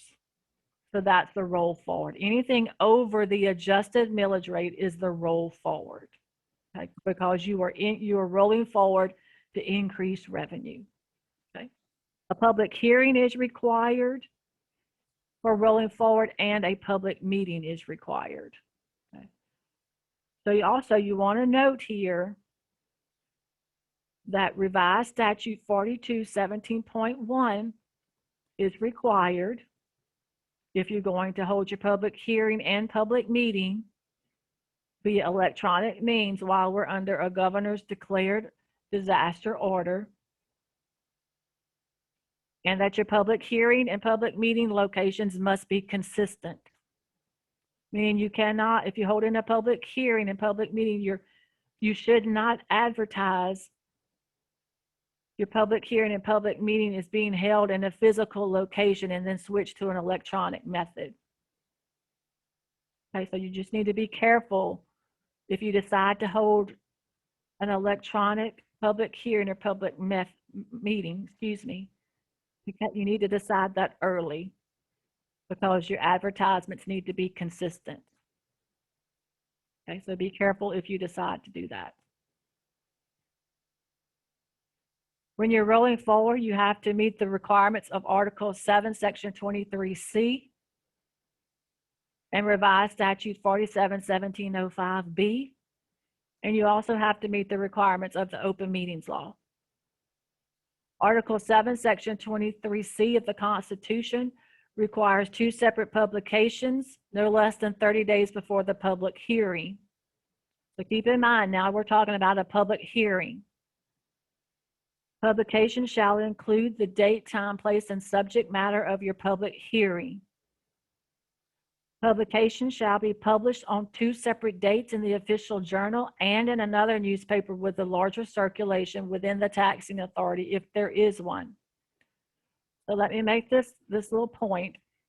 The legislative auditor does not know the circulation numbers of the papers. That's up to you as the taxing authority to check those circulation numbers. You should check the circulation numbers of your official journal and the circulation numbers of another newspaper within your taxing authority to be sure they don't have a larger circulation. Revised statute 471705B, and this is very important. You might want to highlight this or put a check mark beside it. Requires that your public hearing be held in accordance with the open meetings law, which requires posting or publishing the agenda of your public hearing. It also requires additional notice requirements for increasing millage rates without further voter approval. And it states that publications shall contain the statement the tax recipient body intends to consider levying additional or increased millage rates without further voter approval. That's a very important statement. It's bolded because that comes verbatim from the tax law.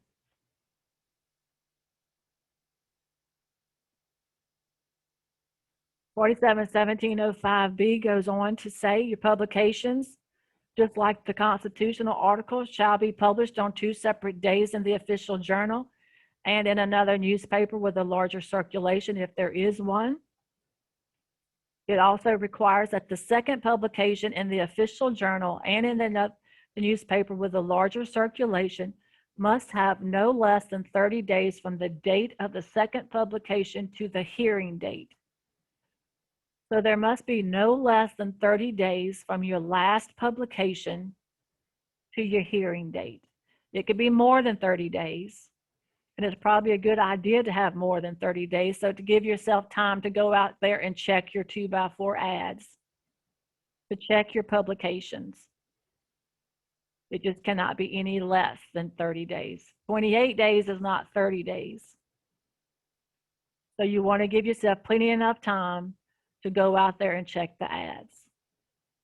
So again, there must be no less than 30 days from the last publication to the hearing date. The publications must be placed in a prominent section of the newspaper, but they cannot be placed in the classified advertisements or the public notice sections. That's very important. They cannot be placed in the classified advertisements or the public notice section. It's written in the law just like that. Your publications must be formatted in a box with a bolded outline. They must be a size of not less than 2 inches by 4 inches and printed in a boldface type. So those formatting requirements are written in the law. So that's something we will be checking whenever you submit your advertisements to roll forward. You need to note, and you might want to highlight, proofs or affidavits of publications will no longer be accepted unless they include the specific formatting and placement of each 2x4 advertisement. You need to be checking your 2x4 ads as they appear in your newspaper. You should be checking these ads as they run in the paper. You need to go get a paper if you don't have a subscription to that and supply a tear sheet. Your proofs or affidavits of publication, they must include the specific formatting or placement of the 2x4 advertisement if you must submit that. We're having a lot of problems with these lately. The newspaper ads that are attached to the proofs or affidavits are too small. We're not able to read them. They're just, the information provided is not clear. So we will no longer accept those unless they include that specific formatting and placement of each 2x4 advertisement. In addition to your 2x4 advertisements, you're required to notify the assessor of your pending public hearing and issue a press release to newspapers and to broadcast media. At the top of page 20 of your Setting Millage Rates book, you'll see a sample publication for your 2x4 ad. The assessor shall maintain a list of all pending hearings, and the assessor may choose to publish those on their website.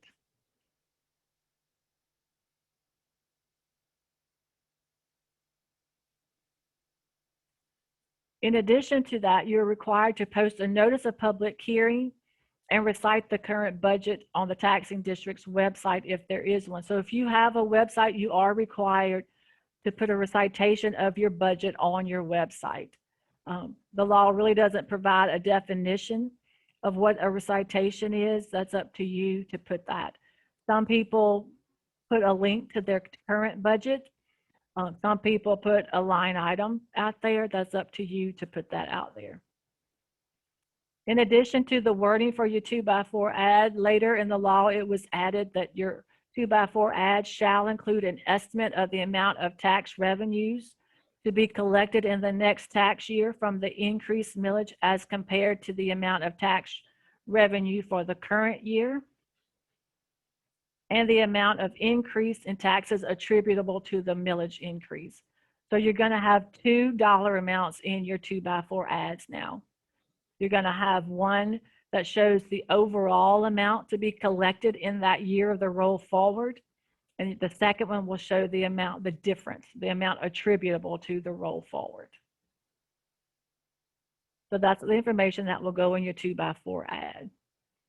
Revised Statute 47-1705.1, that just provides, applies to St. Tammany Parish right now. As we mentioned earlier, it applies to non-elected boards in a parish with a population of 230,000 to 250,000 when they are going to roll forward. It requires that they coordinate their public hearings with the parish governing authority. Subsequent meetings and subsequent hearings. You may remember when we were talking about AG opinions that now subsequent meetings, subsequent hearing provisions are written in Revised Statute 47-1705B. Well, this is them on page 21 of your Setting Millage Rates book. If the public hearing to consider levying additional increased millage is canceled or postponed, or if the proposal was considered at the public hearing without action or vote, that's very important. You probably want to highlight that, without action or vote. Then any future hearing to consider such proposal, you want to highlight that word, such proposal, shall be advertised and publicized as required by Revised Statute 47-1705B, except that no newspaper advertisement shall be required. So if you have to hold a subsequent meeting, subsequent hearing, you can do so as long as there was no action or vote taken on any part of the roll forward, on either ordinance or resolution. You cannot take action on your adjusted millage rates or the increased rates. No action at all can be taken. Such proposal. The roll forward is considered one proposal. The entire roll forward process is considered one proposal. That's gone through the district court and it's gone through the appeals court. Both courts have ruled that the roll forward is one proposal. So if you have to have a subsequent hearing, subsequent meeting, do not allow any action or vote. Just table the whole process. And you will not have to do your 2x4 ads again, but you will have to provide the assessor with a new pending hearing date. The assessor will have to add that new date to their list. You as the taxing district will have to issue new press releases to area newspapers and to broadcast media. So in addition to all of that, in addition to the requirements of Revised Statute 47-1705B, you still have to meet the requirements of the Open Meetings Law by posting and publishing your full meeting agenda and the certification if you're going to hold an electronic public hearing, public meeting. Now, we've already gone over this in full detail. Just the main thing I want to point out here is, remember, your public hearing has to have an agenda as well. You're going to post a public hearing agenda, date, time, place, and location of your public hearing, and an agenda for your public hearing. Okay, so again, we went over the Open Meetings Law when we were discussing not rolling forward, and then we went over it, Patrick went over in his presentation. So we will skip the next few slides pertaining to the roll forward. But if you have any questions about the Open Meetings Law, definitely give us a call for that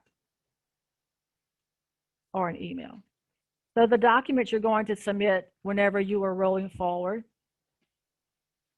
Oops, excuse me, I went too fast. The documents you're going to submit when you're rolling forward, you're going to submit the notice of public hearing, including your full hearing agenda. You're going to submit your notice of public meeting, including your full meeting agenda. You're going to submit your certification if you required by Revised Statute 4217.1 if you hold your public hearing or public meeting by electronic means. You're going to submit 2 tear sheets from your official journal and 2 tear sheets from the newspaper with a larger circulation if there is one. And keep in mind that your proofs or affidavits of publications will no longer be accepted unless they include the specific formatting. You're going to submit 2 ordinances or resolutions, affidavit, and notary tear sheets. The requirements for the resolution or ordinance, you're going to submit 2, either resolutions or ordinances. Your first resolution or ordinance is going to adopt the adjusted millage rate. It requires a simple majority vote of the members present. It must set forth and designate the adjusted millage rate determined at reassessment. And all the millage rates can be set forth and designated on that one resolution or ordinance. All the adjusted millage rates can be. The second resolution or ordinance, which is the roll forward ordinance, requires 2/3 vote of the total membership. So that's very important. Your second resolution or ordinance requires 2/3 vote of the total membership of the board. It must set forth and designate the adjusted millage rate determined at reassessment and the increased rate.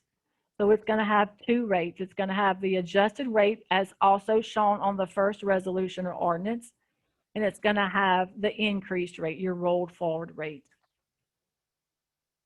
And then both resolutions must reflect a complete vote count. Your resolutions must be signed by an authorized person. Again, they must show the date of adoption, and they must have a complete vote count, yeas, nays, absent, and abstained. The requirements for the affidavit, again, it's a sworn statement required by the legislative auditor. The blanks to be completed on the affidavit is describing the open meetings law. At the statement the roll forward occurred, mark yes or no. It's going to be in the roll forward affidavit is a 2-page affidavit. In the middle of the first page, there's a statement that says roll forward occurred, and you're going to see yes or no. If your roll forward passed by 2/3 vote of the total membership, you're going to mark yes. And that will give us notice that we should keep going with the certification process. If you went to your public meeting and your board voted no, if it failed by 2/3 vote, if you failed to get that 2/3 vote, you're going to mark no. And that tells us all we need to check for is the requirements of the open meetings law. And then we don't need to look at your 2x4 ads. Okay. And so then if you're the affiant is attesting that all the requirements to roll forward were done by the taxing authority. So if you're the affiant, you want to check, it's a 14-item list on the affidavit to roll forward. You want to check those items to be sure that they were done and they were done correctly. Okay. And then the notary data sheet is the same as before. You want to just check to make sure that your notary was in good standing with the Secretary of State's office. All right. These next few slides, again, are available on our website. This is the same certification that we talked about earlier. So if you're going to have an electronic public hearing, public meeting under the governor's declaration, again, you would have to post the certification with your public hearing agenda and your public meeting agenda. This is a sample of a notice of public hearing and public meeting. You can see item 1, public hearing, and it gives you date, time, and place for a public hearing. It gives you a place for a public hearing agenda. Item 2, public meeting, date, time, place of public meeting. And under new business, item 1, adopt the adjusted millage rate. Item 2, set forth the adjusted millage rate and roll forward. This next notice is the same thing, except you'll see under new business, it says adopt other authorized millages. It just gives you a place to adopt general obligation bonds that are not subject to rolling forward, or if you had another tax such as a renewal in addition to your roll forward.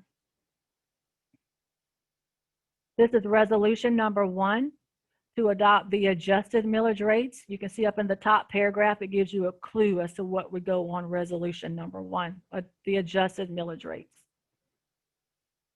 Resolution number 2, this is your roll forward. This is where the increased rates would go. This is the affidavit if you're rolling forward. In the middle of the page, you can see that roll forward occurred, yes or no statement. Again, if you received 2/3, if it passed your board vote count, 2/3 of the total membership, you would mark yes. If it did not pass, you would mark no. This is the second page of the affidavit. Again, the affiant should review all these items just to be sure they were done correctly. Now, this is a sample of a roll forward. We'll go through real quickly. This is Point Coupee Parish Council. They held a meeting on October 13th, but they published this ad on August the 6th. The Point Coupee banner was their official journal. They published this ad on August the 13th, also in the Point Coupee banner.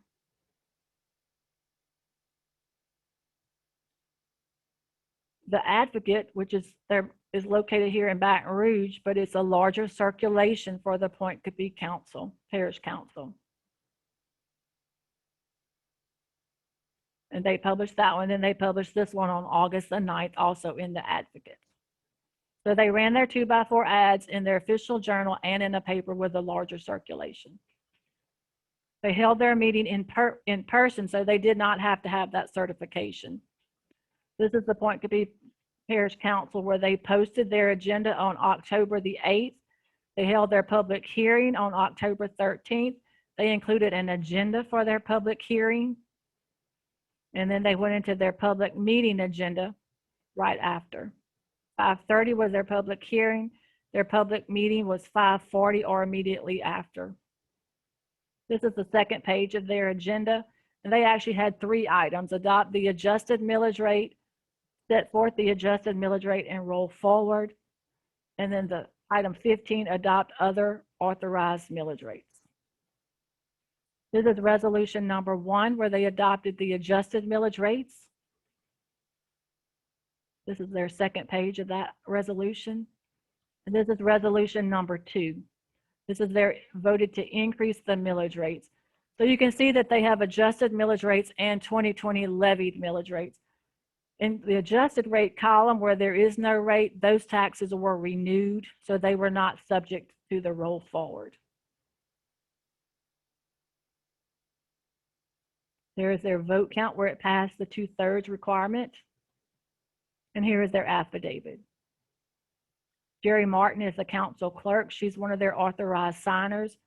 The roll forward occurred statement, they marked yes. Jerry Martin signed it in front of the notary. And here is their notary data sheet. So their roll forward passed. All right. So next we're going to go through the different types of taxes real quick. I feel like most people probably know what these are, but just real quick, excuse me. Constitutional taxes are just that, they're provided by the state constitution. Article 6, Section 27A authorizes municipalities to levy 7 mills. Parish governing authorities are authorized to levy 4 mills, school boards 5 mills.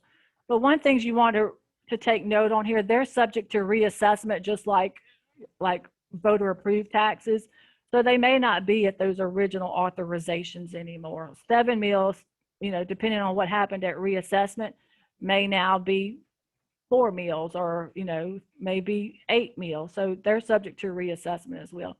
Statutory taxes, they work the same way, but they usually have some other type of stipulation with them. A statutory tax, such as an assessment district, they could levy a tax as long as there was a formula created to calculate that tax, or a juvenile justice district could levy a tax for a certain number of years after voter approval. So, there's a statutory tax usually has certain stipulations to go with it.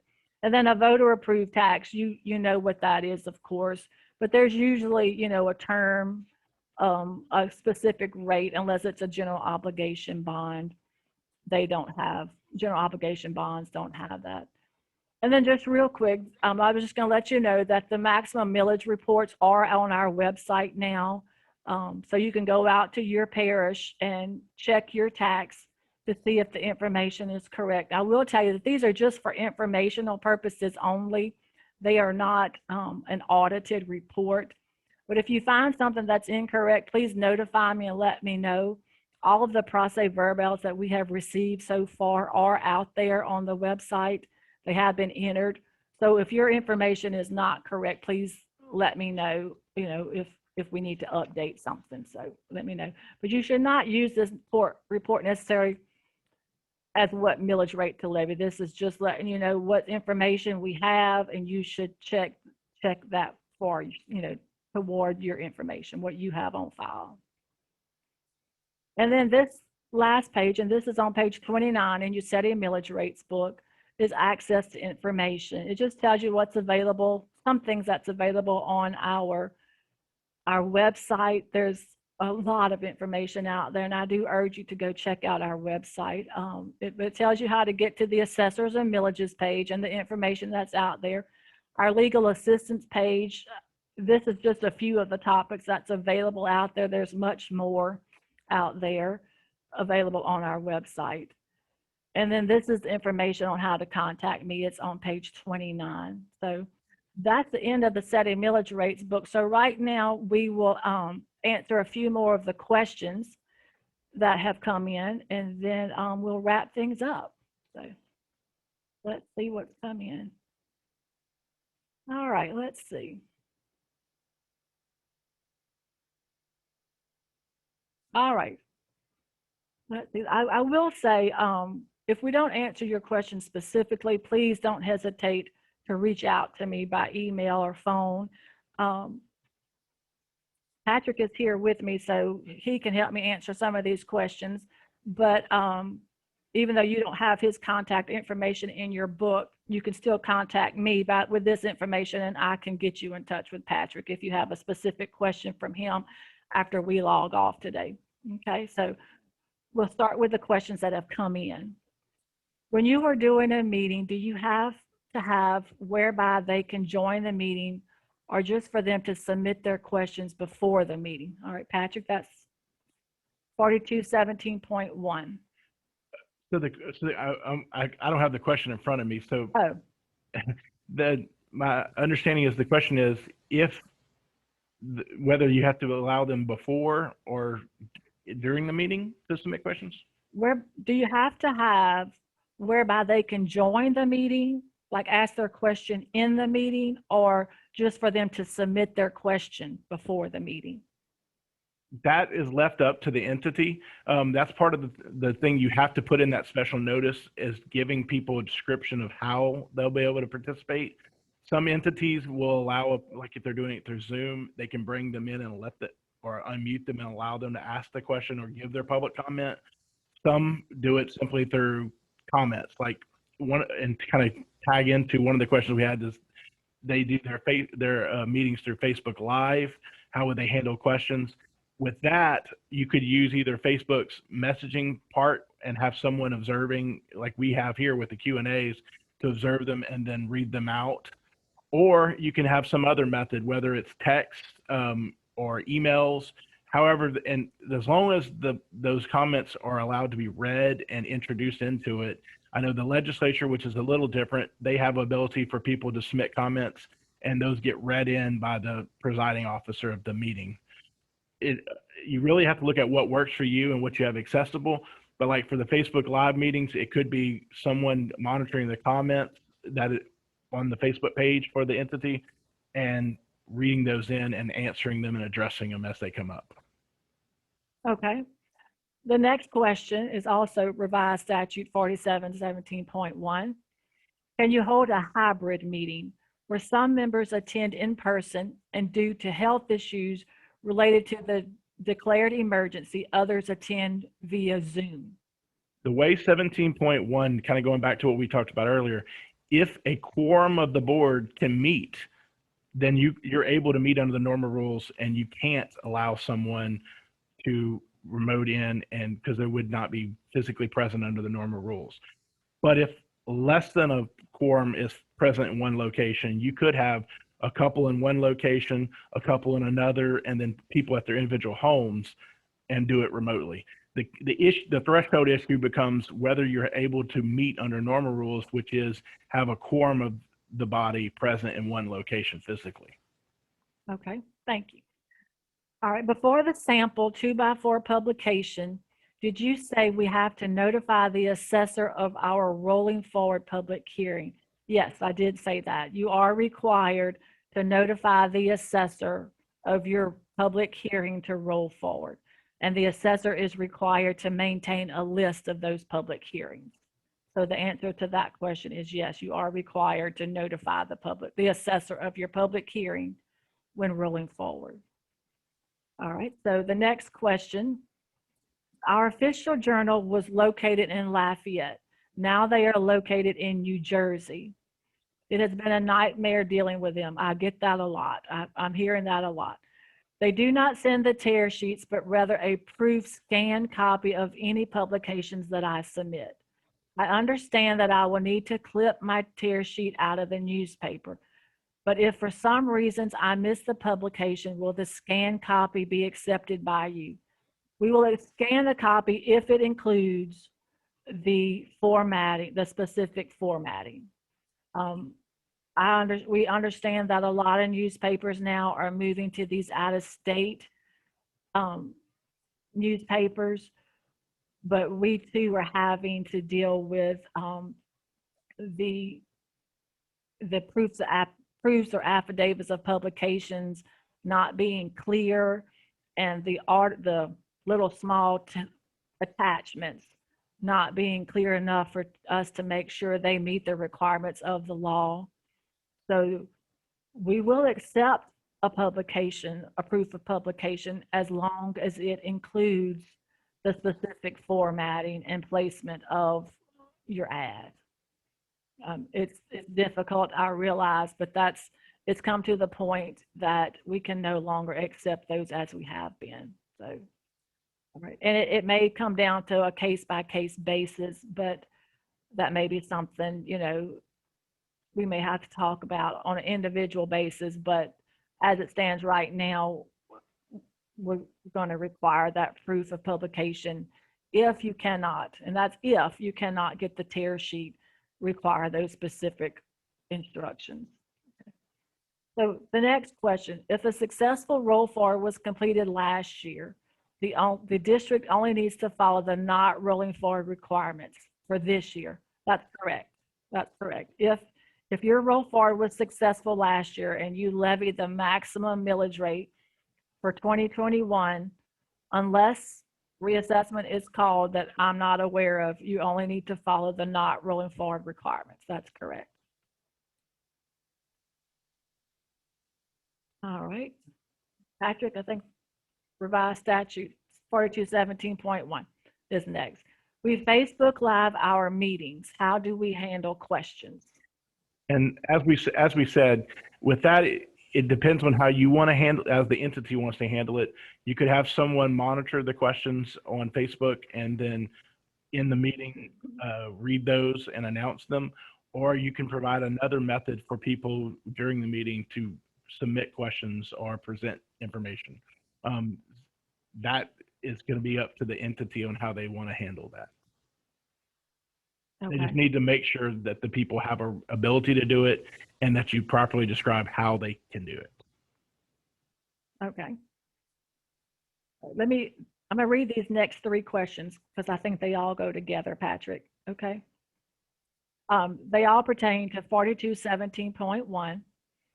I am unable to find the new form for the Zoom meeting about participating in questions. If all council members are not present, and it does. If all council members are not present and the vote does not meet the 2/3 vote, is another meeting required? Okay. The last question is for me, so excuse me, I apologize. Let me answer the last question and then you can go with it. I apologize. If all council members are not present and the vote does not meet the 2/3 vote, is another meeting required? So that is a rolling forward question.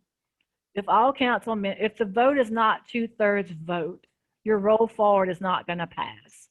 And we can use resolution or ordinance number 1 to levy the adjusted millage rate.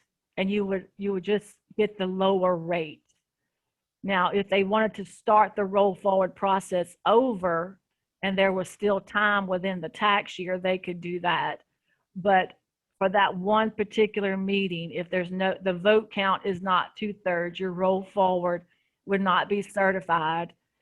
We would apply the adjusted millage rate. All right. So Patrick's going to answer the 2 questions pertaining to 4217.1. Patrick, do you need me to reread that? No. The question we got was they're unable to find the new form for the Zoom meeting about participation and questions. I'm not quite sure what exact form you're looking for.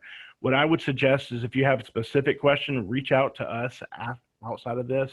You can call our legal department, our number is 225-339-3871, and we can try to assist you with your specific questions on it. The only thing I could think of is looking at how would that notice need to be worded. On our question 26 of our FAQ, we have that certification, which gives some of the information that's needed, but we also describe in more detail the type of information in the FAQ under 17.1, what kind of language you need to provide. An example, kind of a practical example I can give you, in Baton Rouge, the Metro Council here, they put their meetings live all the time so that the public can participate even if it's a normal meeting, because they're allowed to do that. It's the issue with the 17.1 is to allow members to vote and participate without being physically present because they aren't able to get a quorum together because of the disaster. If you have a quorum of the members present, those members can only vote if they're present, but the public can always participate and comment remotely if you want, if you have the technology and the ability to allow them to do it. For example, here with the Metro Council, what they did for issues of having room in the council room, they only had a limited space for press and a few people, but what they did was in the building next door, they created a live room for the public to be able to observe in a bigger room and with a mic so that they could speak when it came time for public commenting. So they were still able to participate just in a little bit of a hybrid method. But the key is with the exception, that's all about the members who can vote and be present, not the public. The public can always be allowed to participate remotely if you have the ability and want them to. Okay. We have one more question before we wrap things up. If we were unable to roll forward last year due to 2 hurricanes, publishing and meeting schedules, etc., can we roll forward this year back to the maximum allowed from last year? Yes, you can, unless reassessment is called. And it's, again, like I said earlier, at this point, I have not heard if reassessment is going to be called. So you need to have a conversation with the parish assessor. So if reassessment is not called, the millage rates are in place right now. They're going to be the same as they were last year. And you can roll forward. And now would be a good time to start that.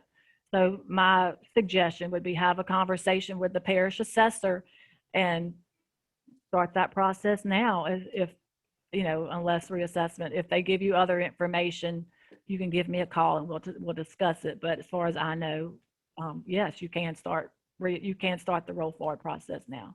All right. So that was our last question.